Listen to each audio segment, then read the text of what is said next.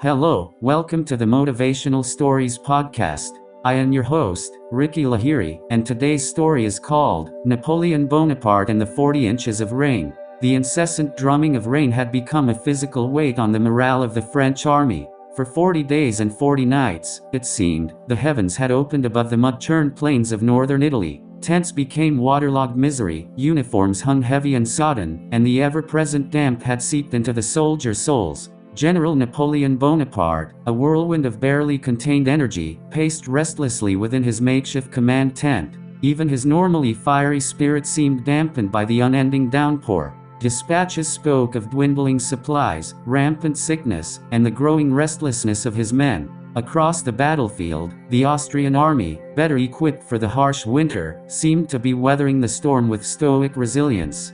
Frustration gnawed at Napoleon. He had meticulously planned this offensive, a daring push across the Po River to catch the Austrians off guard. Now, the very elements themselves seemed to be conspiring against him. His aide, a young Lieutenant Jean Fournier, watched his commander in concern. Napoleon, usually a man of decisive action, appeared trapped in a frustrated contemplation. Suddenly, Napoleon stopped, his gaze fixed on a weathered map spread across a makeshift table. He traced a finger along the course of the Adda River, a tributary of the Po. An idea, sharp and unexpected, seemed to spark in his eyes. He whirled on Fournier, the rain momentarily forgotten.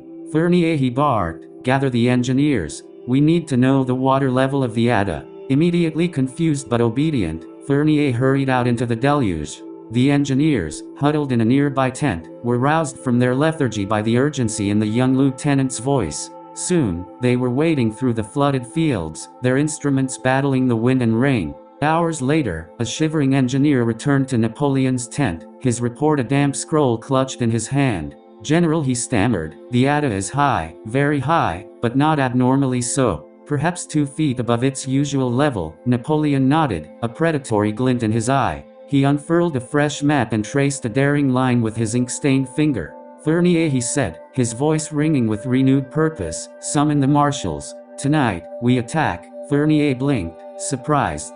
"But sir," he stammered, "the men are exhausted, demoralized. The Austrians are well positioned." Napoleon cut him off with a sharp gesture. "Tonight, Fournier, the Austrians expect us to be cowering in our tents, just like them. We will use the rain to our advantage." The plan was audacious, bordering on reckless. Under the cover of darkness and the deafening roar of the storm, Napoleon divided his army. One force, under a trusted general, would engage the Austrians in a frontal assault, a mere feint designed to draw their attention. The other, the larger force led by Napoleon himself, would make a daring night march along the treacherous banks of the swollen Adda. The march was a nightmare. The rain continued relentlessly, turning the path into a slick, treacherous quagmire. Men stumbled and fell, cursing the elements and their seemingly mad leader. But Napoleon, his small stature belying a surprising strength, pushed on, his determination a beacon in the storm. He rallied the weary soldiers, shared their meager rations, and cajoled them forward with promises of victory and dry clothes on the other side. By daybreak, they had reached their objective, a strategically placed ford on the Adda. The river raged, a torrent of churning brown water. The Austrian engineers, confident in the natural barrier, had neglected to place any significant defenses at this point.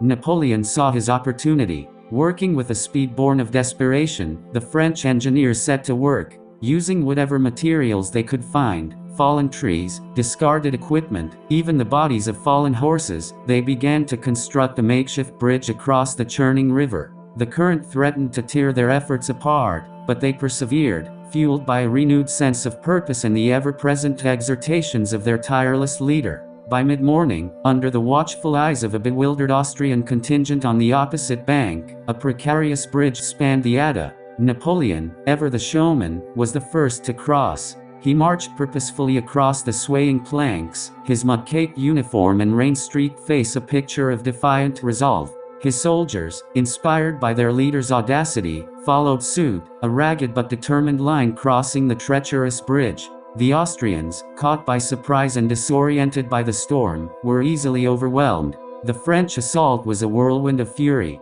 Napoleon, seizing the element of surprise, had effectively turned the relentless rain into a weapon. The Austrians, bogged down in the mud and hampered by the downpour, were no match for the French soldiers, who fought with the desperate energy of men who had stared into the abyss of defeat and chosen defiance. The battle raged throughout the day. The makeshift bridge groaned under the constant traffic of men and supplies, but it held. By nightfall, the Austrians were in full retreat, abandoning their positions and leaving behind a trail of dead and wounded. The French, exhausted but triumphant, finally found respite in a captured Austrian encampment, the first taste of dryness in weeks. News of the audacious crossing of the Adda spread like wildfire throughout Europe. Napoleon, the young Corsican general who had defied the elements and outmaneuvered a seasoned enemy, became a legend. His victory at the Battle of Lodi, as it came to be known, was a turning point in the campaign. The Austrians, demoralized and facing a relentless French advance, were forced to sue for peace.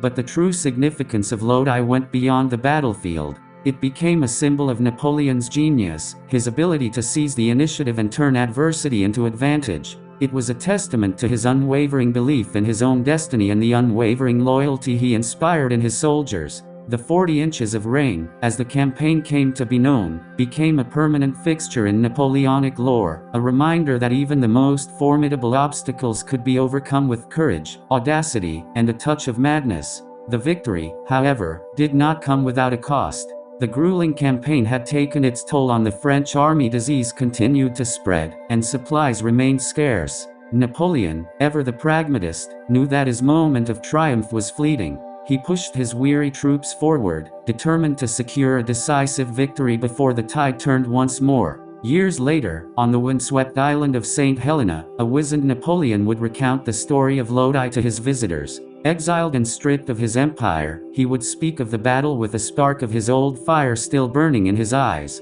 For Napoleon, Lodi was more than just a victory, it was a microcosm of his life, a testament to his brilliance, his ruthlessness, and his unwavering belief in his own invincibility. The story of Lodi serves as a powerful reminder that leadership is not about wielding power from an ivory tower. It is about standing shoulder to shoulder with your people in the face of adversity, sharing their burdens, and inspiring them to achieve the seemingly impossible. It is a lesson that transcends the battlefield, a reminder that the human spirit, when ignited by a spark of audacity, can overcome even the most daunting challenges. Thank you for listening. If you like the stories I tell, please follow the podcast and subscribe to it to get the latest notifications about the release of episodes. You can also follow me on X, previously known as Twitter, to get the latest notifications regarding episodes. I have provided a link to my X profile in the description section of the episode and the podcast.